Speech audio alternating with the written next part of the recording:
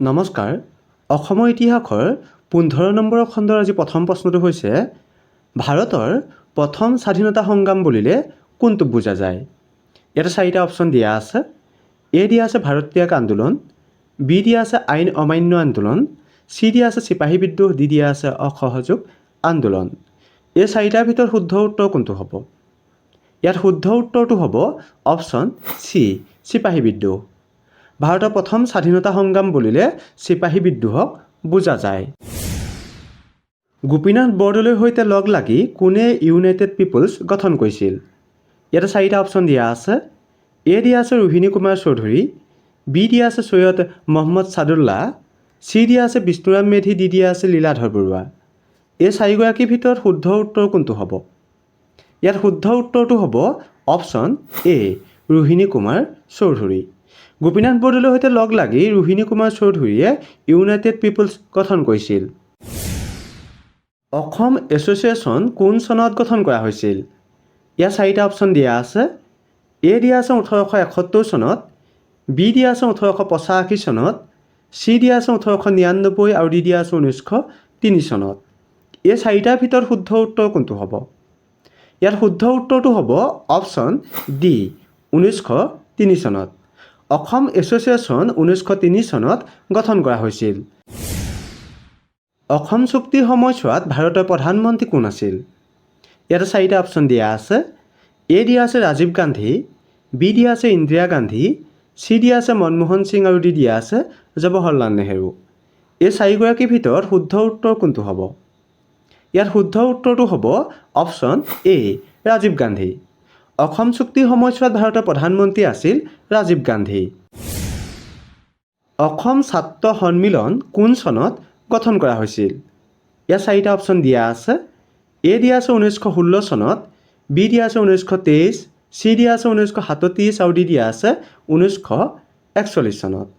এই 4টাৰ ভিতৰত শুদ্ধ উত্তৰ কোনটো হ'ব? ইয়াত শুদ্ধ উত্তৰটো হ'ব অপশ্যন এ, 1916 চনত। অসম ছাত্ৰ সন্মিলন 1916 চনত গঠন কৰা হৈছিল। অসমত চিপাহী বিদ্ৰোহৰ গুৰি ধৰোঁতা কোন আছিল? ইয়াতে 4টা অপশ্যন দিয়া আছে। এ দিয়া আছে পিয়লি ফুকন, বি দিয়া আছে কুশল কোঁৱৰ, চি দিয়া আছে মুকুন্দ কাকতি আৰু ডি দিয়া আছে মণিৰাম দেৱান। এই 4গৰাকীৰ ভিতৰত শুদ্ধ উত্তৰ কোনটো হ'ব?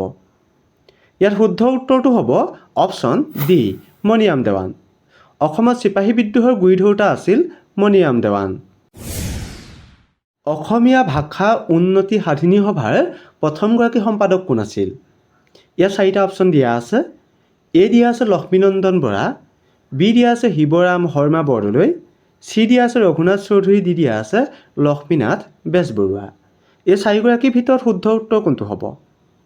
ইয়াত শুদ্ধ উত্তৰটো হ'ব অপশ্যন বি, শিৱৰাম শৰ্মা বৰদলৈ। অসমীয়া ভাষা উন্নতি সাধিনী সভাৰ প্ৰথমগৰাকী সম্পাদক হৈছে শিৱৰাম শৰ্মা বৰদলৈ।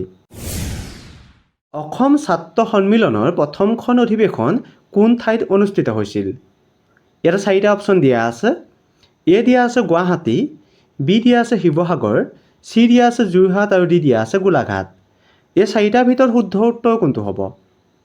ইয়াতে শুদ্ধ উত্তৰটো হ'ব অপশ্যন এ, গুৱাহাটী। অসম ছাত্ৰ সন্মিলনৰ প্ৰথমখন অধিৱেশন গুৱাহাটীত অনুষ্ঠিত হৈছিল। প্ৰথমবাৰৰ বাবে ফখৰুদ্দিন আলি আহমেদে জৱাহৰলাল নেহেৰুক ক'ত লগ পাইছিল? ইয়াতে 4টা অপশ্যন দিয়া আছে।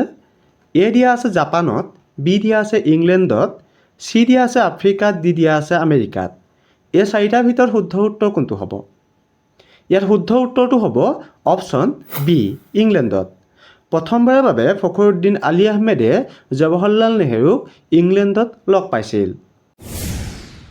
ভাৰতৰ স্বাধীনতা সংগ্ৰামৰ শ্বহীদ পিয়লি ফুকনৰ সৈতে আৰু কাক ফাঁচি দিয়া হৈছিল? ইয়াতে 4টা অপশ্যন দিয়া আছে। এ দিয়া আছে পিয়লি বৰুৱা, বি দিয়া আছে মণিৰাম দেৱান, চি দিয়া আছে কুশল কোঁৱৰ, ডি দিয়া আছে জীউৰাম দুলীয়া বৰুৱা। এই 4গৰাকীৰ ভিতৰত শুদ্ধ উত্তৰ কোনটো হ'ব? ইয়াত শুদ্ধ উত্তৰটো হ'ব অপশ্যন ডি, জীউৰাম দুলীয়া বৰুৱা। ভাৰতৰ স্বাধীনতা সংগ্ৰামৰ শ্বহীদ পিয়লি ফুকনৰ সৈতে জীউৰাম দুলীয়া বৰুৱাক ফাঁচি দিয়া হৈছিল। এইটো খণ্ডত আপোনালোকলৈ আগবঢ়োৱা প্ৰশ্নটো হৈছে জয়ৰাম দাস দৌলতৰামে গোপীনাথ বৰদলৈক কি উপাধিৰে বিভূষিত কৰিছিল? ইয়াতে 4টা অপশ্যন দিয়া আছে। এ দিয়া আছে লোকপ্ৰিয়, বি দিয়া আছে লোকনায়ক, চি দিয়া আছে লৌহ মানৱ, ডি দিয়া আছে লোকমানৱ। এই 4টা অপশ্যনৰ ভিতৰত শুদ্ধ উত্তৰ কোনটো হ'ব আপোনালোকে কমেণ্ট কৰি জনাব। আৰু যিসকলে ভিডিঅ'টো চাই ভাল লাগিলে আগলৈ শ্বেয়াৰ কৰি দিব। ধন্যবাদ।